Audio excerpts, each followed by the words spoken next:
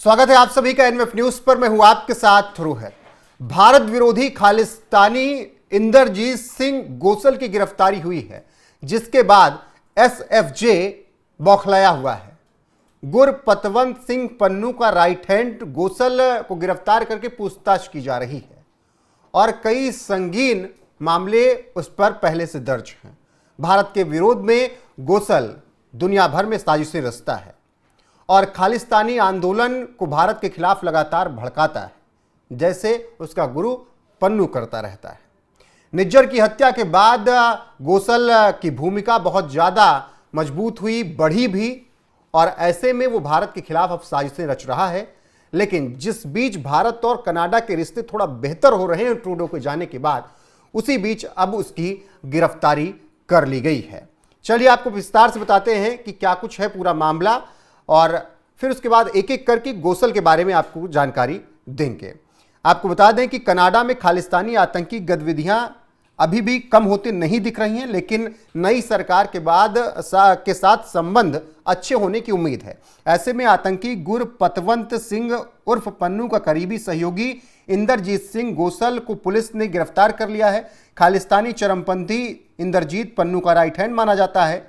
Canada के Ottawa की police ने उसे अरेस्ट किया और अब उससे पूछताछ की जा रही है। रिपोर्ट्स के मुताबिक इंदरजीत को हथियार रखने समेत कई आरोपों में गिरफ्तार किया गया। साल 2023 में हरदीप सिंह निज्जर की हत्या के बाद इंदर सिंह गोसल अमेरिका के खालिस्तानी संगठन सिख फॉर जस्टिस के एक प्रमुख कनाडाई आयोजक के रूप में सुर्खियों में आया और काम कर रहा है और लगातार भारत के खिलाफ वो साजिश रच रहा है। लेकिन उसकी साजिशों को अब तोड़ने के लिए पूरी प्लानिंग कर ली गई है। तो चलिए आपको बताते हैं खालिस्तानी इंदरजीत सिंह गोसल की गिरफ्तारी में और क्या कुछ हुआ और किस तरीके से उसे गिरफ्तार किया गया। दिखाइएगा। खालिस्तानी समर्थक संगठन सिख फॉर जस्टिस एसएफजे का कनाडाई कार्यकर्ता है। 19 सितंबर 2025 को ओटारियो प्रांत के विहिटबी शहर से पुलिस ने उसे गिरफ्तार किया। उससे पूछताछ की जा रही है। एसएफजे का प्रमुख और भारत द्वारा घोषित आतंकवादी गुरपतवंत सिंह पन्नू का करीबी सहयोगी है। पूर्व निजी सुरक्षा अधिकारी भी रहा है पन्नू का, ऐसा बताया जाता है। गोसल को पन्नू का राइट हैंड कहा जाता है। गिरफ्तारी हथियारों से जुड़े अपराधों पर आधारित है। इसने अवैध तरीके से हथियार रख रखे थे, अवैध हथियारों का धंधा भी करता था, ऐसा कहा जा रहा है और इसीलिए इसकी गिरफ्तारी की गई है। बाकी अब ओटावा पुलिस पूछताछ कर रही है और पूछताछ में क्या कुछ निकल कर सामने आएगा वो आने वाले वक्त में पता चलेगा। लेकिन धीरे धीरे जो भारत विरोधी ये खालिस्तानी हैं, इन सब का इलाज दुनिया भर के अलग अलग हिस्सों में हो रहा है। इंदरजीत सिंह गोसल के बैकग्राउंड के बारे में जानना बेहद जरूरी है, क्योंकि भारत के खिलाफ मंदिरों पर इसने तमाम तरीके से साजिशें रची हैं। तो ऐसे में चलिए इसके बैकग्राउंड के बारे में आपको बताते हैं। निज्जर की हत्या के बाद इसकी भूमिका बहुत ज़्यादा मजबूत हुई। जून 2023 में खालिस्तानी कार्यकर्ता हरदीप सिंह निज्जर की कनाडा के सरे ब्रिटिश कोलंबिया में हत्या हुई।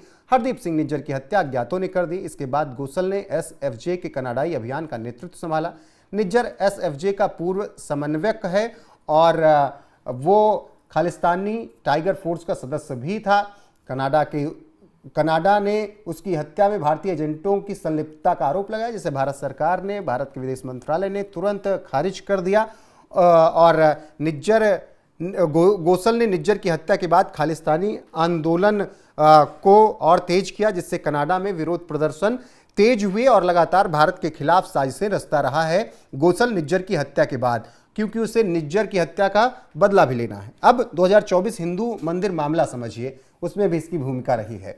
नवंबर 2024 में गोसल को ब्रैम्पटन के हिंदू सभा मंदिर पर प्रो खालिस्तानी समूहों द्वारा किए गए हिंसक हमले के सिलसिले में गिरफ्तारी का सामना करना पड़ा था। इस हमले में हिंदू कनाडाई पुजारियों और मंदिर परिसर पर हमला किया गया था। उन्हें नुकसान पहुंचाया गया था, उन्हें चोटें आई थी। और गोसल को इस मामले में जब गिरफ्तार किया गया तो फिर उसकी जब रिहाई हुई तो सशर्त रिहाई हुई।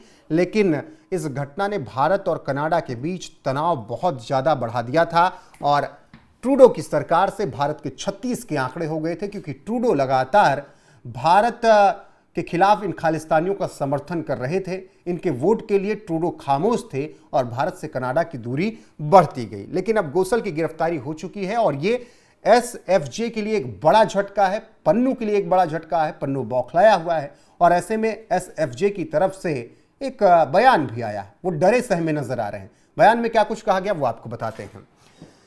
एसएफजे संगठन ने गिरफ्तारी की पुष्टि की और कहा कि यह गिरफ्तारी हथियारों के आरोपों का मामला नहीं है, बल्कि कनाडाई सरकार की जिम्मेदारी है कि वह भारतीय सरकार से गोसल के जीवन को हो रहे गंभीर खतरे से बचाए। रॉयल कैनेडियन माउंटेड पुलिस ने गोसल को गवाह सुरक्षा की पेशकश की है और पिछले 6-8 हफ्तों में कई ड्यूटी टू वार नोटिस जारी किए हैं जो उनके जीवन को तत्काल खतरे की चेतावनी देते हैं। यानी गोसल के जिंदगी को खतरा है ऐसा बताया जा रहा है और यही डर जताया है एसएफजे ने। और एसएफजे का कहना है कि जो खतरा भारत की तरफ से गोसल को है, उस खतरे को ध्यान में रखते हुए कनाडा सरकार को फैसला करना चाहिए। यानी डरे सहमे तो हैं ये खालिस्तानी। निज्जर की हत्या को लेकर तमाम आरोप भारत पर भले लगाते हों, भारत सरकार ने उसे खारिज कर दिया क्योंकि अज्ञातों ने मारा। अब अज्ञात कौन है, कहां है, दुनिया में किसकी दुश्मनी है, सबकी जिम्मेदारी भारत थोड़ी लेता फिरेगा। लेकिन ये खालिस्तानी जो भारत के खिलाफ साजिश रच रहे हैं, इन सब को पता है कि भारत इन सब से बदला लेगा। और कनाडा जो लगातार इन खालिस्तानियों का समर्थन करता रहा, कनाडा जिसके सर्वेसर्वा ट्रूडो जब तक थे, भारत के साथ उन्होंने रिश्ते खराब किए इन खालिस्तानियों की वजह से। अब वहां की नई सरकार को इतना समझ में आ रहा है कि भारत से दुश्मनी लेकर कुछ हासिल नहीं होगा, इसीलिए इन सब पर कार्रवाई हो रही है।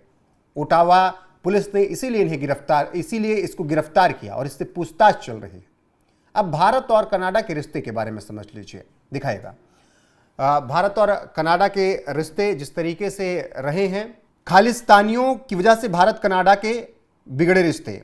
भारत का आरोप है कि कनाडा खालिस्तानी समूहों जैसे एसएफजे के टीएफ को फंडिंग, प्रचार और हिंसा की योजना बनाने की अनुमति देता है। भारत खालिस्तान को राष्ट्रीय सुरक्षा के लिए खतरा मानता है। निज्जर जैसी हत्याओं के आरोपों को राजनीतिक साजिश बताता है। ट्रूडो पर सिख वोट के लिए खालिस्तानी समर्थकों का सपोर्ट करते रहे। भारत से रिश्ते खराब हुए। ट्रूडो ने ये पूरे रिश्ते खराब किए भारत से। कनाडा ने भारत पर सीमा पार दमन का आरोप लगाया, जबकि भारत ने कनाडा पर आतंकवाद को बढ़ावा देने का आरोप लगाया। जनवरी 2025 में ट्रूडो के इस्तीफे के बाद मार्क कार्नी पीएम बने कनाडा के। G7 समिट में मोदी कार्नी की बैठक से रिश्ते ठीक होने की शुरुआत हो चुकी है और आने वाले वक्त में रिश्ते बेहतर होंगे ऐसा कहा जा रहा है। सितंबर 2025 में अजीत डोभाल और कनाडाई एनएसए नताली ड्रॉइन की बैठक में ट्रांसनेशनल दमन रोकने पर सहमति हुई। कनाडा ने खालिस्तानी तत्वों पर कार्रवाई के संकेत दिए और उसी के बाद ये कार्रवाई हो रही है और गोसल को गिरफ्तार कर लिया गया है। तो जो भारत और कनाडा के रिश्ते मार्क कार्नी के कार्यकाल में ठीक होते हुए नजर आ रहे हैं, उसका ही असर ये दिख रहा है कि अब खालिस्तानियों की कमर कनाडा में भी तोड़ी जाएगी, जो वहां पर बैठकर भारत के खिलाफ साजिश रचते हैं और भारत को तोड़ने का सपना देखते हैं। फिलहाल आपकी क्या राय है इस खबर पर, कमेंट सेक्शन में जाकर बताइएगा जरूर। वीडियो को शेयर कीजिएगा, लाइक कीजिएगा, चैनल को सब्सक्राइब करना ना भूलिएगा। बने रहिएगा हमारे साथ। नमस्कार।